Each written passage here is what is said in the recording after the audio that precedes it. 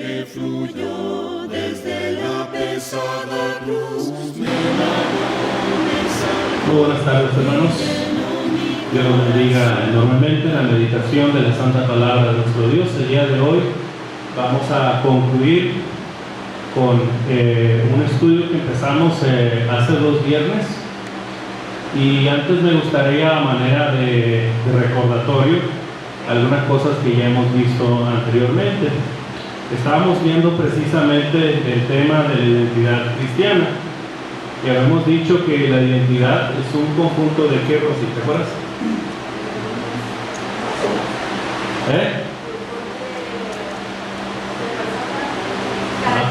Ándale. Características o rasgos personales, nacionales, culturales y sociales, ¿verdad? Bueno, obviamente que nosotros no vamos a hablar de esos elementos, sino más bien de la identidad cristiana, aquellos rasgos y características que son propias de nuestro Señor Jesucristo. Y al analizar este concepto, pues lo retomamos precisamente de esa porción del Sermón del Monte llamado las Bienaventuranzas. Y habíamos dicho, también habíamos comentado la clase pasada, que en el contexto de las Bienaventuranzas y del Sermón del Monte, en los versículos 13 y 14 se nos habla de 2 retos en donde el Señor lanza para cada uno de los cristianos, para todos aquellos que pertenecemos y somos ciudadanos del reino de Dios. Y el versículo 13 nos dice: vosotros sois la sal de la tierra, y el versículo 14 dice: vosotros sois la luz del mundo. Para que nosotros podamos ser la sal de la tierra, ¿sí? Para que nosotros podamos ser la luz del mundo, nosotros tenemos que considerar las bienaventuranzas. Y dijimos precisamente en primer lugar lo que dice Mateo capítulo 5 versículo 3: bienaventurados los pobres en espíritu, porque de ellos es el reino de los cielos. Una de las características del ciudadano del reino de Dios, se le ha dado, particularmente a esta porción, se le ha dado distintos títulos, ¿verdad? La ética del ciudadano, el código moral del cristiano, etcétera, ¿verdad? Pero una de las características del cristiano debe de ser la pobreza en espíritu. Y hago énfasis en espíritu porque obviamente que no estamos hablando sobre una cuestión material o monetaria, ¿sí? Ahí la expresión pobres en espíritu está hablando de una pobreza espiritual. Es la palabra griega topos, que se refiere particularmente a una bancarrota o un estado de indigencia espiritual. El verdadero cristiano delante de Dios se va a reconocer como nada.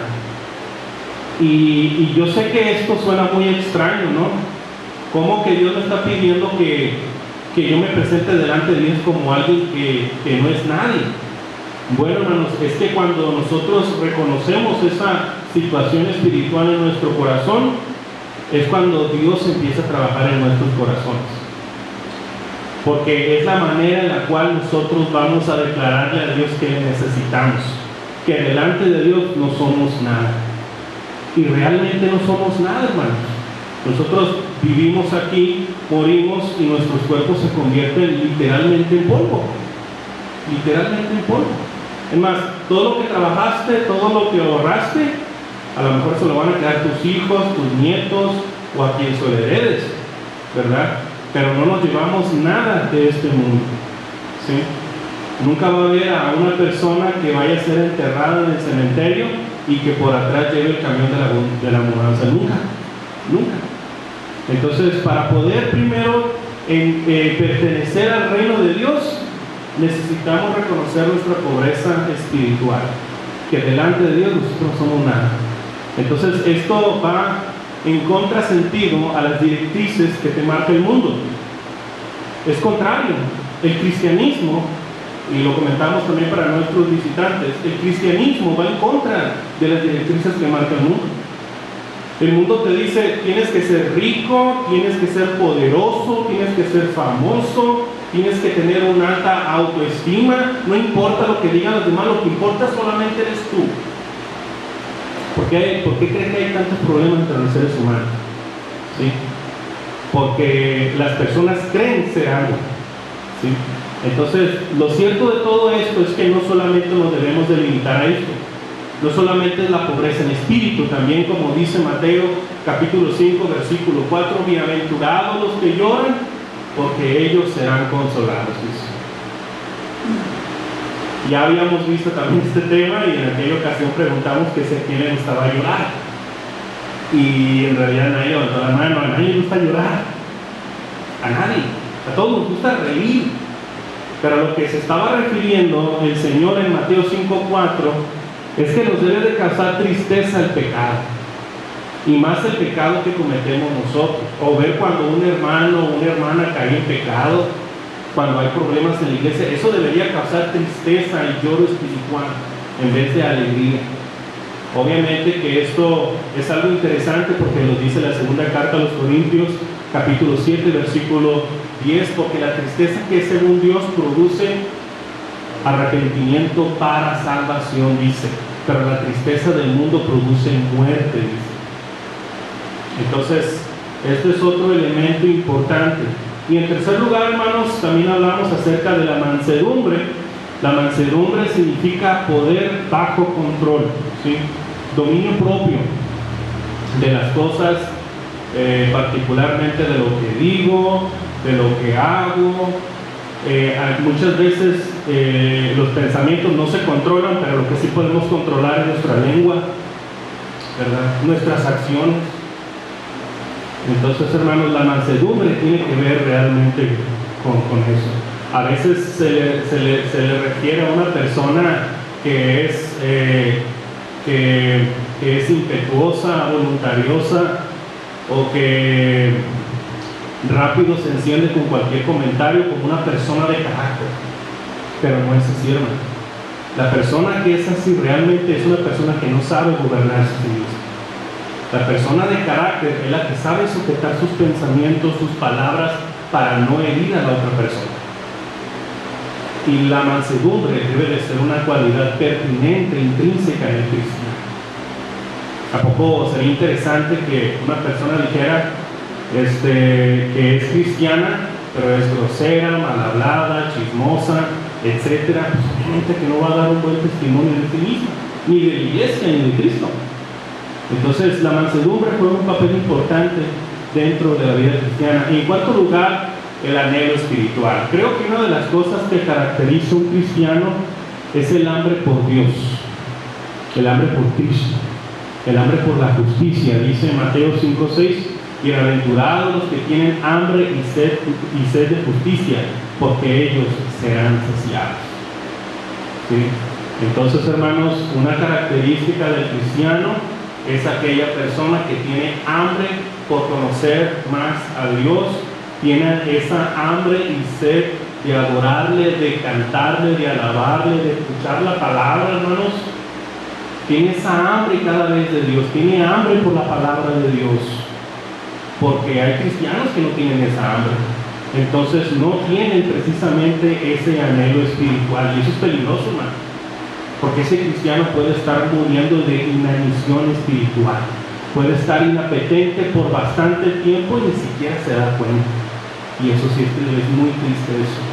Entonces vamos sobre la quinta característica, que ya está muy avanzada, ya lo habíamos comentado. Hoy vamos a concluir este tema, el tema de la misericordia. Mateo 5:7 dice, bienaventurados los misericordiosos, porque ellos alcanzarán misericordia.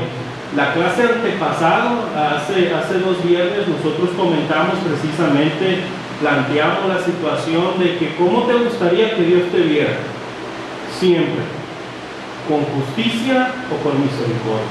Recuerda que planteamos esa situación y la mayoría dijimos que nos gustaría que nos dieran más con misericordia, porque si nos diera con justicia, nadie va a salir bien parado. Porque no hay justo, no hay ni siquiera uno, no hay bueno. Entonces, ¿cómo le gustaría que Dios le viera? Obviamente que con misericordia, ¿verdad?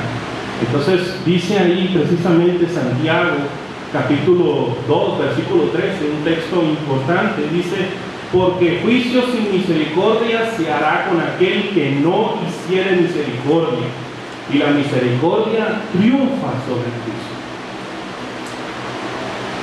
Voy a traer a colación algo que le comentaron en una clase que dimos a unos hermanos de Mazatlán.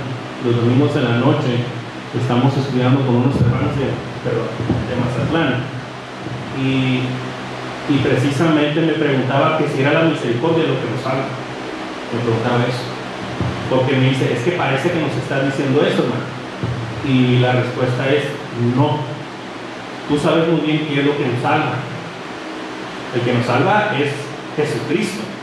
Lo que nos salva es la gracia de Dios.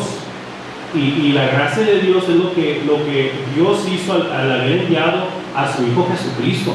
Lo que hace el ser humano desde aquí es responder con fe. Y la fe te va a llevar precisamente a arrepentirte, a cambiar tu corazón, a tener un cambio genuino en tu mente y en tu corazón y en tus caminos.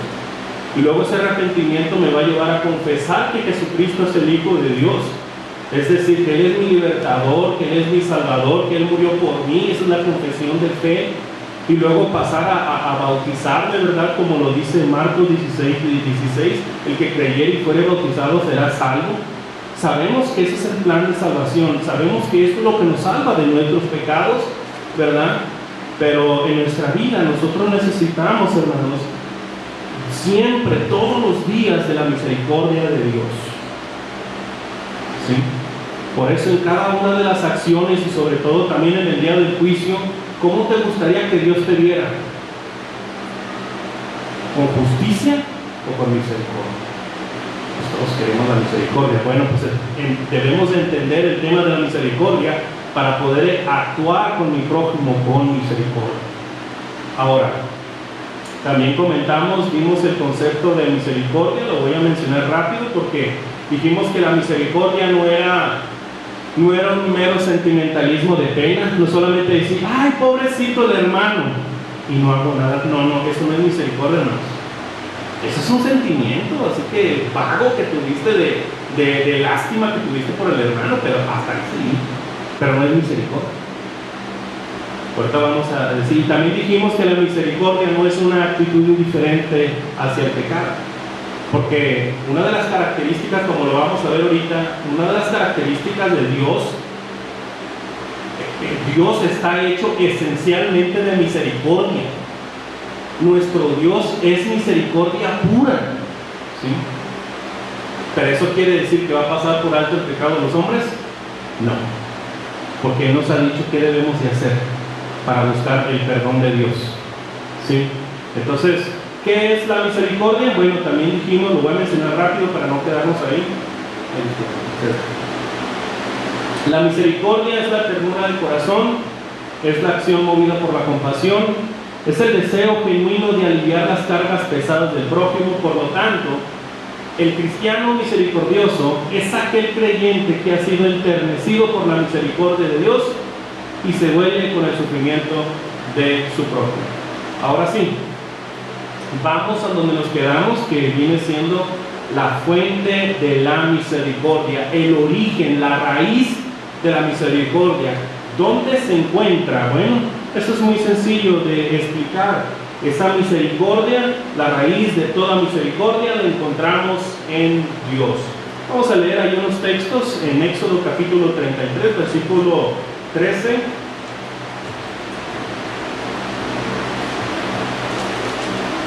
Ahí se van a proyectar los textos, hermanos. Si quieren buscarlos, búsquenlos. Y si no, ahí va a aparecer en pantalla con letra grande. Dice: ahora pues, estas son palabras de Moisés. Ahora pues, si he hallado gracia en tus ojos, te ruego que me muestres ahora tu camino, para que te conozca y halle gracia en tus ojos, y mira que esta gente es pueblo tuyo. Lo que está diciendo Moisés ahí es que quería conocer a Dios, quería conocer a Jehová de manera más íntima, más personal, ¿sí? Eso es lo que quería Moisés. Pero mire cómo dice el versículo 18 al 20. Dice: Él entonces dijo, es decir, Moisés, te ruego que me muestres tu gloria, tu carácter, que me muestres tu persona. Y luego dice el versículo 19, y le respondió, yo haré pasar todo mi bien delante de tu rostro, y proclamaré el nombre de Jehová delante de ti, y tendré misericordia del que tendré misericordia, y seré clemente para con el que seré clemente.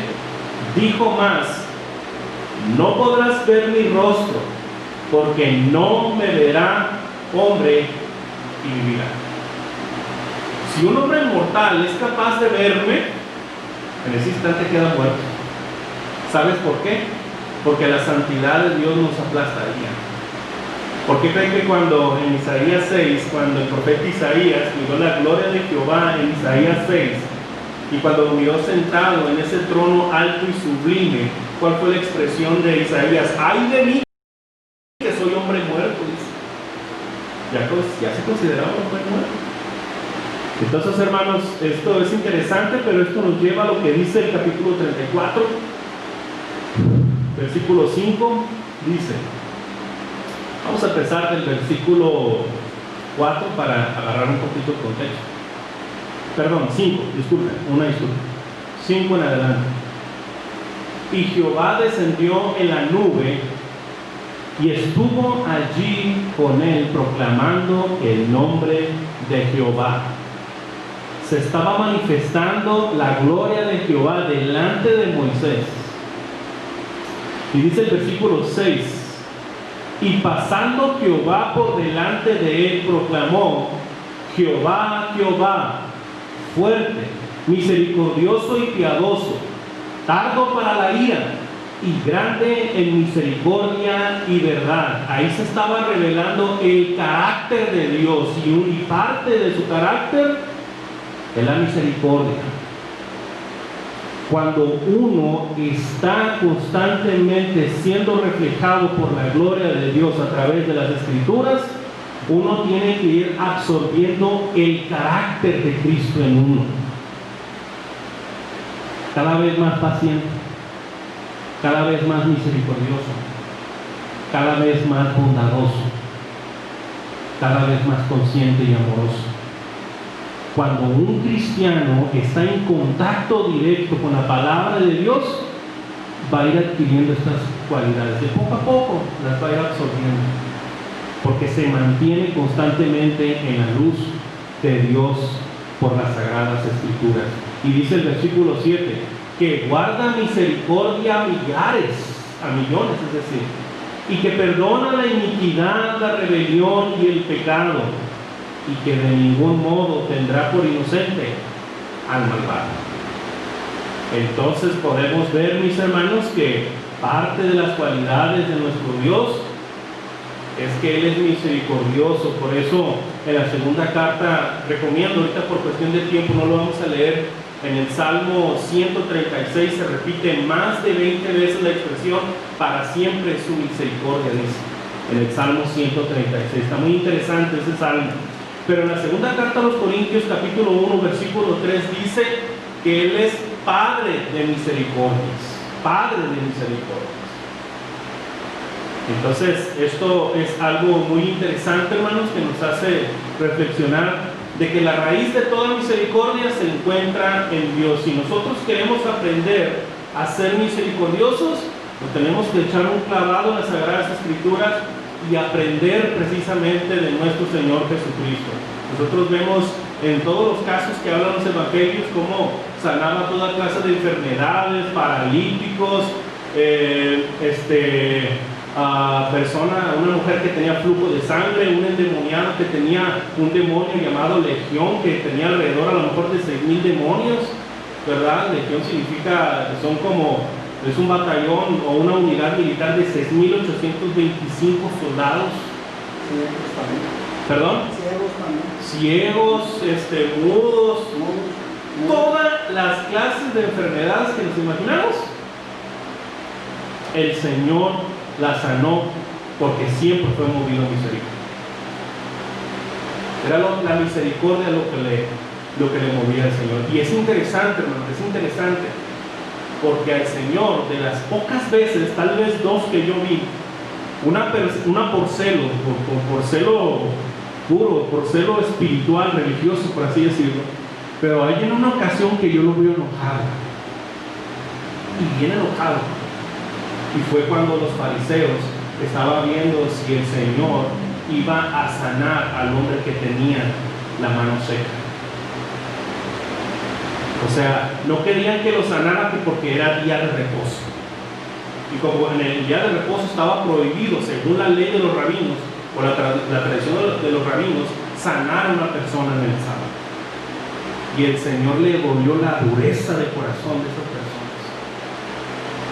Entonces, hermanos, si nosotros queremos aprender de la misericordia, ahí están los evangelios. Entonces, hermanos, y quisiera citar también a colación, ¿verdad?, de cómo podemos ver la misericordia en acción. Y la misericordia en acción, así le he intitulado precisamente a la parte que tiene que ver con la parte del buen samaritano. Creo que es una historia, yo desde que tenía 9 años he escuchado esta parábola, hermanos, pero sin embargo la palabra de Dios es viva y eficaz. Y acabo de preparar este bosquejo de la parábola del buen samaritano y todavía sigo aprendiendo, hermanos.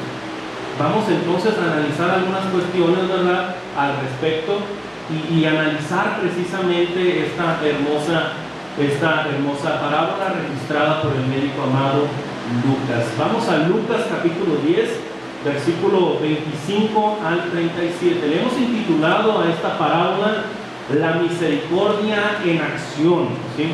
Porque acuérdense que la misericordia no es un sentimiento pasivo, es algo activo, algo que te mueve a hacer algo al respecto.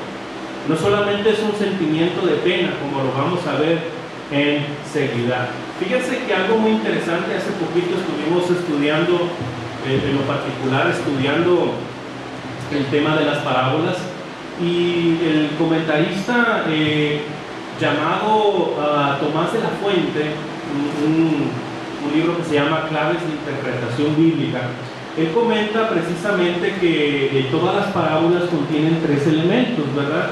Que es la ocasión, ¿verdad?, la razón por cual el Señor dictó esa parábola, la narración, que viene siendo la historia terrenal, por así decirlo, y termina con una lección espiritual. Todas las parábolas, bueno, no todas, pero las grandes parábolas contienen estos 3 elementos: la ocasión, la narración y la lección espiritual. Entonces vamos analizando en primer lugar la ocasión de la parábola. Vamos a leer Lucas capítulo 10, versículo 25. Dice la palabra de nuestro Dios,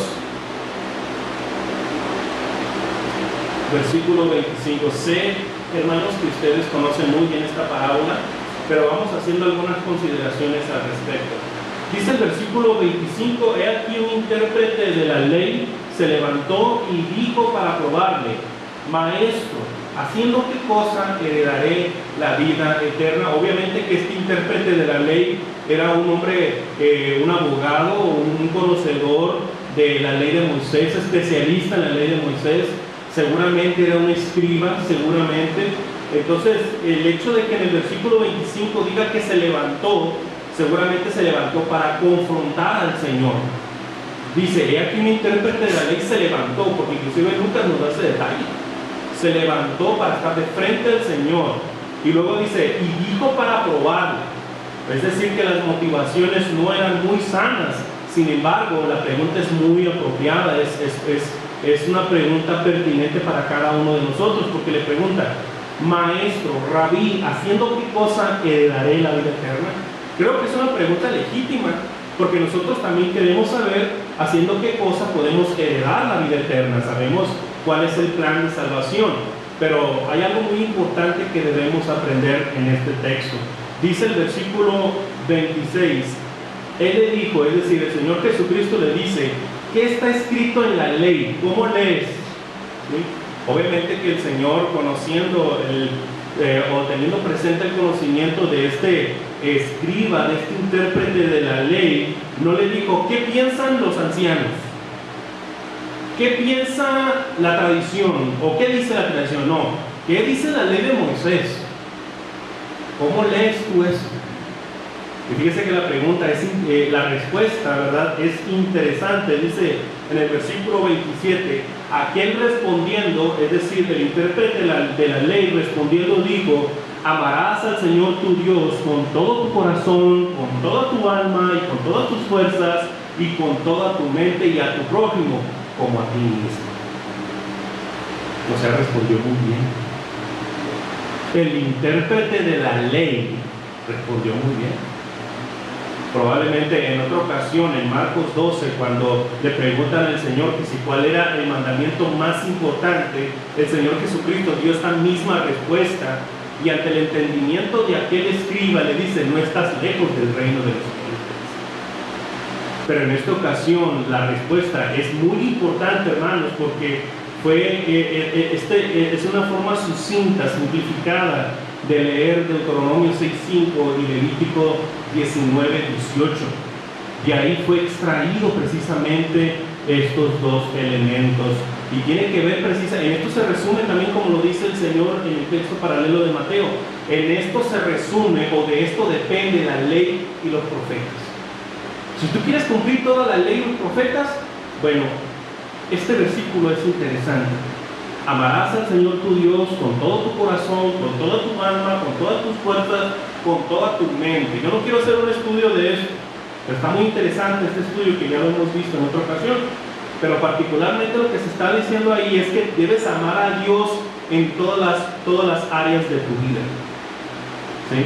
Y podríamos sacar mucho de aquí, pero lo que nos llama la atención es lo siguiente, ¿sí? No solamente es interesante porque los 10 mandamientos, por así decirlo, se dice que los 5 primeros mandamientos es de la relación del hombre con Dios, y de los otros 5 de la relación del hombre con su prójimo, ¿sí? Eso es lo que se ha establecido. Sin embargo, el Señor Jesucristo le dice en el versículo 28, mire, y le dijo, bien has respondido, haz esto y vivirás. Y luego dice el versículo 29, acuérdense que estamos en la ocasión, ¿sí? Estamos en la ocasión. Dice el versículo 29, pero él, es decir, el intérprete de la ley, seguramente yo pienso que él ya sabía lo que le iba a responder, así que ya le tenía el torito, por así decirlo, ¿verdad?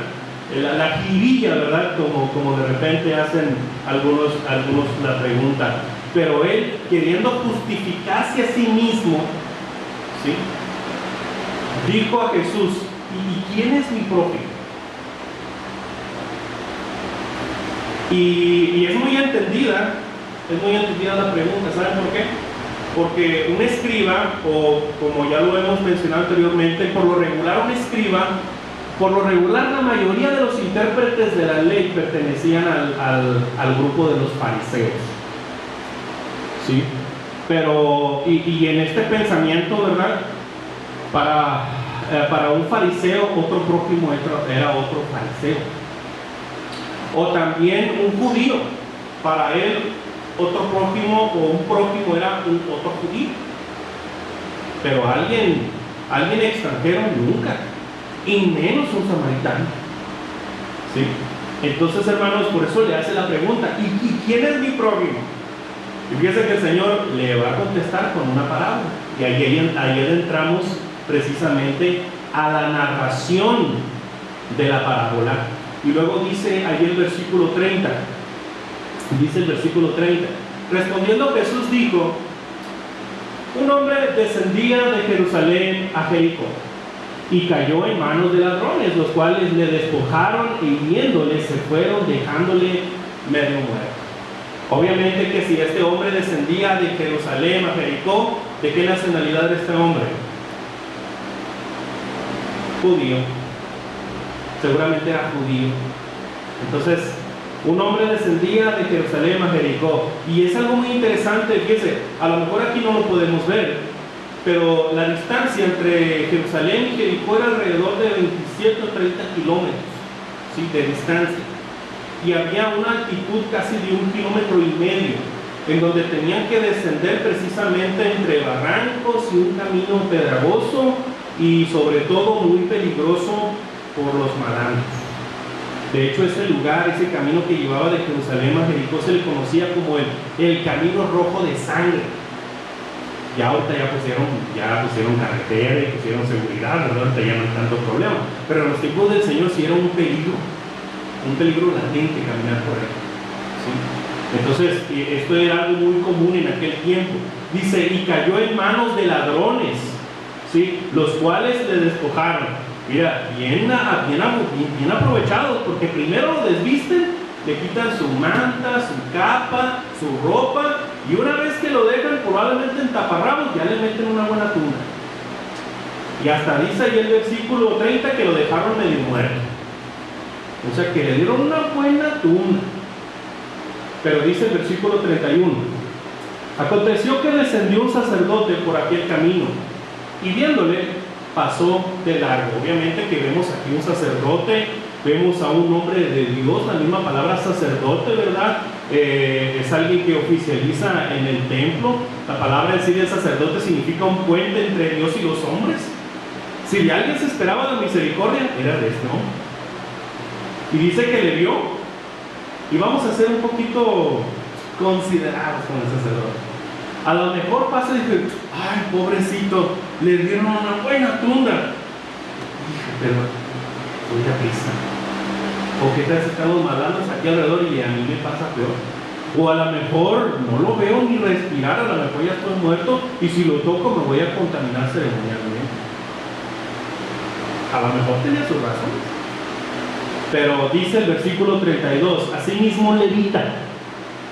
Acuérdense que el levita, el sacerdote ministraba en el templo, el levita era el ayudante, era el que le auxiliaba, porque no solamente era quemar las carnes o ofrecer los sacrificios o entrar en el templo, había la limpieza de artefactos, utensilios, barrer, trapear, no sé, todo lo que se tenía que hacer en el templo. ¿Sí? Entonces los levitas eran aquellos ayudantes de los sacerdotes, por lo tanto, también eran hombres cercanos a Dios, eran hombres religiosos. Y dice el versículo 32, así mismo levita, llegando cerca de aquel lugar, como que de unos pasos más adelante que el sacerdote, ¿verdad? Ahí la llevaban, ¿verdad? Como que se acercó un poquito más para verlo, ¿verdad? Pero solamente se limitaron a ver y pasar de largo. Y luego dice el versículo 33, pero un samaritano. Yo me imagino, hermanos, cuando el Señor estaba dictando esta parábola, que estaba toda la multitud y decía, pero un samaritano, y me imagino los oyentes, pues es que un samaritano era alguien rechazado por los judíos. O sea, había un odio jarocho entre judíos y samaritanos. Y hay mucha historia que podemos decir al respecto. Tampoco quiero hacer un estudio denso sobre la historia y la guerra que había entre judíos y samaritanos, pero se odiaban a morir. Cuando los griegos vinieron y atacaron Jerusalén y estaban en la defensa con los macabeos y todos ellos, los samaritanos ayudaron a los griegos. Y posteriormente los judíos en venganza destruyeron el templo de los samaritanos en el monte Gerizim. Había un odio, pero tremendo, ¿sí? A tal grado que si tú quieres ir a Galilea, no pases por Samaria, mejor rodeaban todo el país de los samaritanos. Entonces, hermanos, dice el versículo 33, pero un samaritano que iba de camino vino cerca de él, igual que el levita, ¿sí? Y viéndole, igual que el sacerdote y el levita, también lo vio. La gran diferencia es que este sí fue movido a misericordia. Y luego dice el versículo 34, y acercándose, se acercó mucho más, vendó sus heridas, quiere decir que le administró los primeros auxilios, echándoles aceite y vino. Bueno, en aquel tiempo no tenías tu mertiolate, tu agua oxigenada, tu alcohol. En aquellos momentos el vino tenía un montón de usos. Uno de esos era de alguna u otra forma limpiar las heridas. Y luego con el aceite no era un aceite así como que el que compras del comestible 1, 2, 3, no. Era aceite de oliva puro, hermano. Y tenía un montón de propiedades ese aceite de oliva. Entonces, de alguna u otra forma, le ayudaba precisamente con la tunda que le dieron a este pobre hombre. Entonces podemos ver al samaritano que le administra los primeros auxilios. Y luego dice, no solamente se limitó a curarlo, a vendarlo, lo cargó y lo subió al caballo, porque si lo subió a la cabalgadura quiere decir que llevaba caballo. Y luego dice, lo llevó al mesón, es decir, como un hotel precisamente en donde los viajantes, ellos alquilaban un cuarto para poder descansar. Dice que lo llevó a un mesón y todavía cuidó de él, hermanos. Le quitó las heridas, lo que le había vendado, las gasas, ¿verdad? Todo le quitó, todo lo que se había hecho, y lo volvió a limpiar, lo bañó, le dio de comer, lo cuidó, estuvo al pendiente de él. No nos dice cuánto tiempo. Dice, lo llevó al mesón y cuidó de él. Por eso dice, seguramente fue un día entero el que lo cuidó, dice el versículo 35. Otro día al partir, el samaritano que tenía que ir a cumplir sus deberes, sacó 2 denarios, dice el versículo 35. Recuerden que el denario, ¿verdad?, equivalía a 4 gramos de plata, ¿verdad? La palabra denario, si no mal me equivoco, significa 10 dracmas o 10 haces, no me acuerdo. Pero lo cierto es que el denario era un jornal de trabajo, un salario diario de trabajo, en donde no como el que nosotros utilizamos particularmente de que un salario mínimo, sino que con esa moneda tú podías cubrir todo en un día. Entonces prácticamente lo que hace el samaritano es que le deja 2 denarios para que le dé de comer, para que pueda estar en el cuarto y para que de alguna u otra forma pueda cuidar y estar al pendiente de él. Todo eso hizo el buen samaritano. Dice el versículo 35, otro día al partir sacó 2 denarios y los dio al mesonero y le dijo, cuídamele y todo lo que gastes de más, yo te lo pagaré cuando regrese. Por eso le ponemos a esta parte la misericordia en acción. Porque el samaritano, cuando miró medio muerto a ese pobre hombre, no se acercó y le preguntó, oye, ¿eres samaritano? Digo, para ayudarte. No le preguntó eso, no. Miró a alguien que necesitaba de su ayuda y no le importó la nacionalidad. No le importó nada de eso. La misericordia en acción no solamente se va a limitar a sentir algo en nuestro corazón, no solamente se limita a ver y no solamente a sentir en el corazón, sino que también eso te va a llevar a hacer algo con tus manos, con tus pies y con tus recursos. ¿Sí? Y esto es importante entenderlo. ¿Okay? Luego, la lección espiritual, ¿verdad?, se encuentra en los versículos 36 y 37. La lección espiritual. El Señor le hace la pregunta a este intérprete de la ley, le dice, ¿quién pues de estos 3 te parece que fue el prójimo del que cayó en manos de los ladrones? La palabra prójimo significa al lado de, a alguien que está al lado de ti. ¿Sí? Pero particularmente dice el versículo 37, el intérprete de la ley dijo, el que usó de misericordia de él. Ni siquiera quiso decir el samaritano. Dijo, el que usó de misericordia de él. ¿Verdad? Era tanto el orgullo que tenía, hermanos, que ni siquiera pudo pronunciar la palabra samaritano.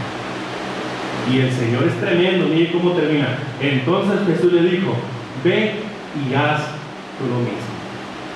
Vámonos. Entonces, hermanos, es interesante, la parábola nos enseña bastante acerca de la misericordia en acción. Y para concluir, hermanos, para concluir este estudio, el fruto de la misericordia. Hay ciertas acciones que el misericordioso debe de alguna u otra forma debe de reflejar o debe de demostrar a través de ciertas acciones. Hay muchas acciones, pero solamente vamos a limitarnos en estas 4 y concluimos el estudio. En primer lugar, hermanos, la ternura de corazón. Una persona misericordiosa es una persona que va a actuar con ternura. Y considerando la expresión de prójimo, ¿quién es en el caso de los casados, quién es tu prójimo más cercano? Tu esposa. Luego tus hijos. luego tus familiares, tus hermanos en Cristo sobre todo. Y si son novios, Esmeralda, tu novio. Entonces, esa es una regla que aplica para todos. ¿Sí? ¿Quién es mi prójimo? El que está a un lado de mí. ¿Quién es además mi prójimo? Aquel que tiene una necesidad, a alguien que se le necesita aliviar una carga. ¿Sí? Entonces, la ternura de corazón es lo primero. ¿Sí? A todo prójimo. En segundo lugar, la empatía con los pobres. Este texto es importante, nomás vamos a citar estos textos, son importantes. Proverbios capítulo 14, versículo 21. Dice Proverbios capítulo 14, versículo 21, peca el que menosprecia a su prójimo, mas el que tiene misericordia de los pobres es bienaventurado. Y dice el versículo 31, el que oprime al pobre afrenta a su hacedor, mas el que tiene misericordia del pobre lo honra. ¿Sí? Entonces, hermanos, aquí vemos dos cosas: la ternura de corazón y la empatía con los pobres. Quiero hacer una acotación aquí, como una cláusula chiquitita. La palabra de Dios también nos enseña a que seamos astutos como serpientes y blancos e inocentes como palomas. Hay que tener cuidado de las personas que abusan de la bondad de los otros. ¿Ok? Inclusive en la Biblia nosotros podemos encontrar incontables ejemplos sobre eso. El apóstol Pablo le dijo a la iglesia en Tesalónica: el que no trabaje, que no coma. Porque había hermanos en Cristo en aquel tiempo que decían: pues, ¿para qué trabajo si Cristo ya va a venir? Y como los hermanos en aquel tiempo eran bien dadivosos y daban sus propiedades para beneficiar a los hermanos de la iglesia, pues había hermanos bien mañosos, bien abusivos, que querían abusar de esa bondad de los hermanos. Por eso Pablo le dice: el que no trabaje, que no coma. Y también, hermanos, en la carta a Timoteo, el apóstol Pablo le recomendó a Timoteo, estando en la iglesia de Éfeso, en el tema de las viudas. Había viudas que enviudaban jóvenes y que le exigían a la iglesia que les ayudaran y que les apoyaran. Y a muchas de esas viudas jóvenes estaban entregados a los deseos pecaminosos. Por eso el apóstol Pablo dice: deben de tener cierta edad. No me acuerdo si 60 o 65, no recuerdo. Pero también deberían ser hermanas que estaban entregadas en la obra, entregadas en las cosas de Dios. Determinaba ciertos requisitos para apoyar a las viudas en las iglesias, porque había viudas jóvenes que abusaban de esa beneficencia. Entonces son consejos que nosotros también debemos de considerar, hermano. Hay que ayudar al necesitado, hermano, sí, pero también hay que tener cuidado de los que abusan. Ahora, también tú puedes tener este pensamiento: tú puedes ayudar a quien quieras. Ya si la persona a la que ayudas, ¿verdad?, hace mal uso de eso, eso va a quedar entre esa persona y Dios, pero tú hiciste un buen acto de corazón. También puede ser esa situación, ¿verdad? Entonces, hermanos, es el fruto de la misericordia. ¿Qué acciones contrae? La ternura de corazón, la empatía con los pobres. En tercer lugar, la preocupación por los perdidos. Porque no todos se resumen con algo monetario o algo material. También es la preocupación por las personas que no han obedecido el Evangelio. Tener misericordia de ellos. ¿A poco no te gustaría que tu esposo inconverso, tu esposa inconversa, tus hijos que todavía no han obedecido el Evangelio se priven de la gran bendición de estar en el cielo?